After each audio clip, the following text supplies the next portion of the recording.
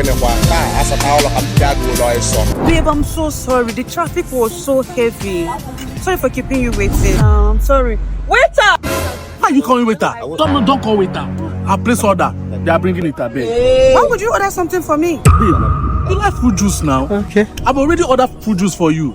I like fruit juice, I know, but I want to order food. Did you eat before coming?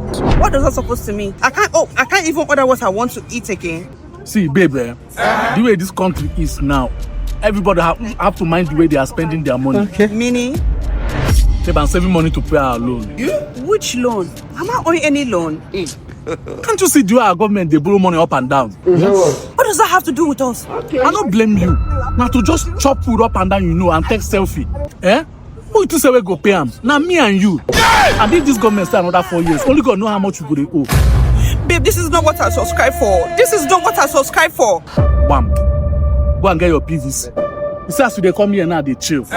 If this government enter another 4 years, you know if you see this water again, no, about booking shop, you go to chop.